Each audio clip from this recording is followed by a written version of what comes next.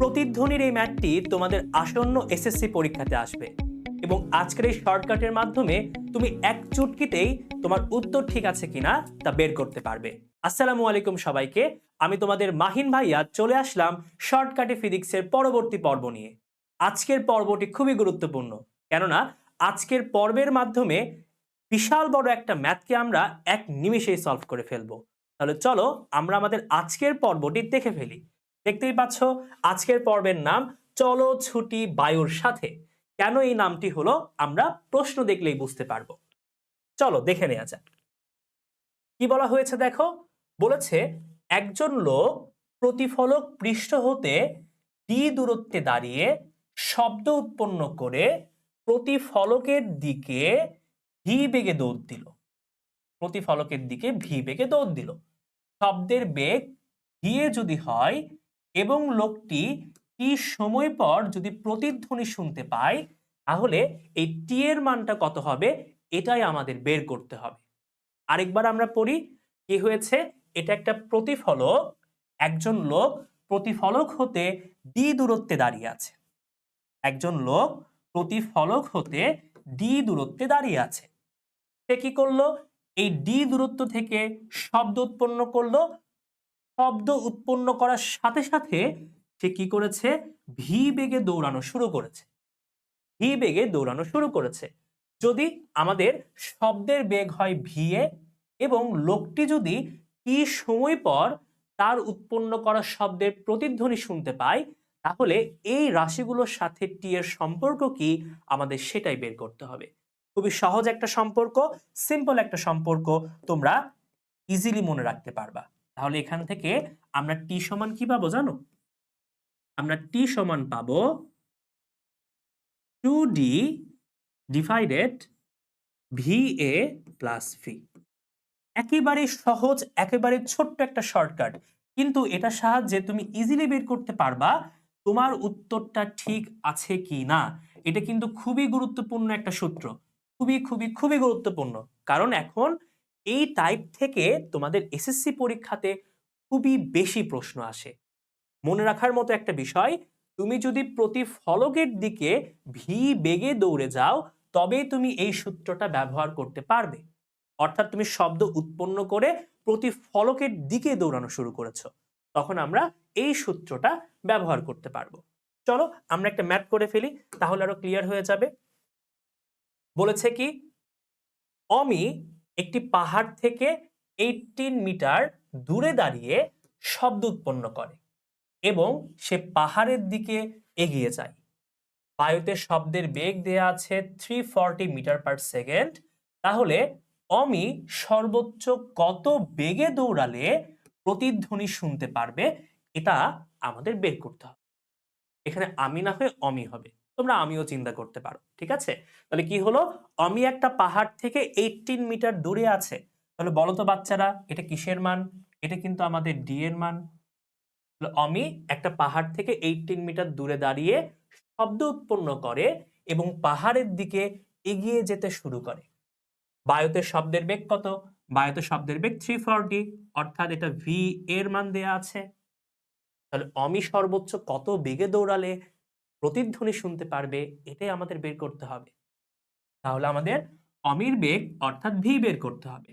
দেখো, এখানে কিন্তু আমাদের বের করতে হবে ভি, কিন্তু টি এর মানটা আমার এখানে দেয়া নেই। আমরা যারা প্রতিধ্বনির এই টপিকটা করেছি তারা সবাই জানি আমাদের শব্দানুভূতির স্থায়িত্বকাল 0.1 সেকেন্ড। যারা জানো না তারা এখন জেনে নাও। যদি কোনো প্রশ্নে প্রতিধ্বনির সময় দেয়া না থাকে, আমরা সেই ক্ষেত্রে টি এর মানটা 0.1 সেকেন্ড ধরে নিই। তাহলে এখানে আমাদের টি এর মানটা কত হবে বাচ্চারা? আমাদের টি এর মানটা হবে 0.1 সেকেন্ড। ওকে, টি এর মানটা হবে 0.1 সেকেন্ড। এখন আমাদের কি করতে হবে? আমাদের এখন ভি এর মানটা বের করতে হবে। এটা তো বের করা খুবই সহজ, তোমরা এখন ইজিলি বের করতে পারবে। চলো বের করে ফেলি। আমাদের সূত্রটা কি? আমাদের সূত্র হচ্ছে T is equal to twice D divided V A plus V. আমার বের করতে হবে ভি এর মান। তাহলে একটু আমরা এই সমীকরণটাকে কাটাকুটি করি। এই VA প্লাস V কে এই পাশে নিয়ে আসি, এটা হয়ে যাবে VA প্লাস V, আর টিটাকে এই পাশে পার করে দেই, তাহলে এটা হবে হচ্ছে টুয়াইস ডি বাই টি। আমার লাগবে V এর মান, তাহলে VA টাকে ওই পাশে পার করে দিই, তাহলেই তো আমি পেয়ে যাব। তাহলে এটা হবে 2D by T minus VA। এখন মানগুলো বসিয়ে দাও চটপট, তাহলে আমরা আমাদের উত্তরটা পেয়ে যাব। তাহলে কত হবে বাচ্চারা? এগুলো কিন্তু খুবই সহজ। তাহলে আমাদের V এর মানটা আমরা এখান থেকে পেয়ে যাব। তাহলে D এর মান কত? D এর মান হচ্ছে এখানে 18, T এর মান হচ্ছে 0.1 মাইনাস VA, V এর মান হচ্ছে 340। বের করে ফেলো। 2 into 18 divided 0.1 minus 340, তাহলে কত আসে? আমার V এর মানটা আসে হচ্ছে, কত আসে বলো, তোমরাও বলো। V এর মানটা আসে 20। অর্থাৎ অমি যদি 20 মিটার পার সেকেন্ড বেগে প্রতিফলকের দিকে দৌড়ে যায়, তাহলে সে প্রতিধ্বনি শুনতে পারবে। দেখেছো, এটা কিন্তু কোথায় এসেছে? এখানে লেখা হয়নি, বাট এটা 25 সালে বেশ কয়েকটা বোর্ডে এসেছে। ওকে, আশা করছি এখন থেকে আমরা পারবো। খুবই সহজ একটা সিম্পল একটা সূত্র। এই সূত্রের সাহায্যেই তুমি কি করতে পারবে? তুমি সহজেই এই রাশিগুলোর মান বের করতে পারবে। ওকে, আশা করছি ক্লিয়ার। এই সূত্রটা তোমাদের মনে থাকবে ইনশাআল্লাহ। ওকে, চলো এবার আমরা কেস 2 দেখব। আগেরবার আমরা দেখেছিলাম কি, প্রতিফলকের দিকে আমি দৌড়ে যাচ্ছিলাম, বাট এবার আমরা দেখব প্রতিফলকের উল্টা দিকে দৌড়ে যাচ্ছি। দেখো, সেটাই বলেছে যে একজন লোক প্রতিফলক পৃষ্ঠ হতে ডি দূরত্বে দাঁড়িয়ে শব্দ উৎপন্ন করে এবং প্রতিফলকের বিপরীত দিকে, খুবই গুরুত্বপূর্ণ, প্রতিফলকের বিপরীত দিকে দৌড়ানো শুরু করেছিল। কোন বেগে? ভি বেগে দৌড়ানো শুরু করেছিল। তাহলে শব্দের বেগ আগের মতোই VA, এবং লোকটি টি সময় পর যদি প্রতিধ্বনি শুনতে পায়, তাহলে সম্পর্কটা আমাদের বের করতে হবে।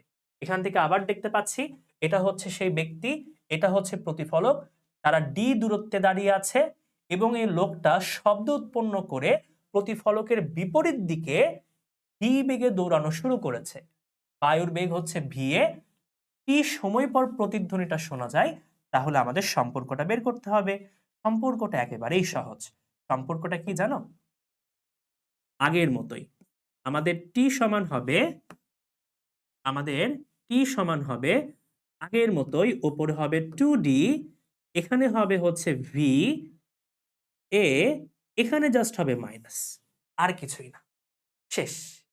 আমাদের টি সমান হবে 2D divided VA minus V, আর কিছুই না। আগেরবার যেটা ছিল প্লাস, এবার হয়ে যাবে মাইনাস। একই দিকে বললে হবে প্লাস, বিপরীত দিকে বললে হবে মাইনাস। দেখেছো কত সহজ, কত সহজ। তাহলে একই দিকে যদি বলে আমার হবে প্লাস, বিপরীত দিকে বললে কি হবে বলো তো? বিপরীত দিকে বললে হবে মাইনাস। আশা করছি মনে থাকবে। বিপরীত দিকে বললে হবে মাইনাস, আর একই দিকে যদি বলা হয় তাহলে হবে প্লাস। তাহলে দেখি বাচ্চারা, তোমরা এই ম্যাথটা করে ফেলবা। সুন্দর একটা ম্যাথ। কি বলেছে দেখো, নবিতা জিয়ানের বাড়ি থেকে 30 মিটার দূরে দাঁড়িয়ে মোটু জিয়ান বলে চিৎকার করে এবং জিয়ানকে দেখে দেখে সাথে সাথেই নবিতা কি করেছে? উল্টো দিকে দৌড় দেওয়া শুরু করে। শব্দ করার 5 সেকেন্ড পর নবিতা প্রতিধ্বনি শুনতে পারে। তাহলে বাতাসের বেগ যদি 350 মিটার পার সেকেন্ড হয়, নবিতার বেগ কত এটা বের করতে হবে। পারবা না? ডোরেমন আমরা সবাই দেখেছি। তাহলে ডোরেমনকে রিলেট করে, নবিতাকে রিলেট করে এই ম্যাথটাও আমরা ইজিলি বের করতে পারবো।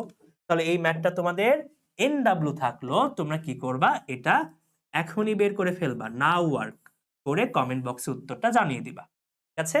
আশা করছি তোমরা বুঝতে পেরেছো কিভাবে এই শর্টকাটটা ইউজ করতে হয়।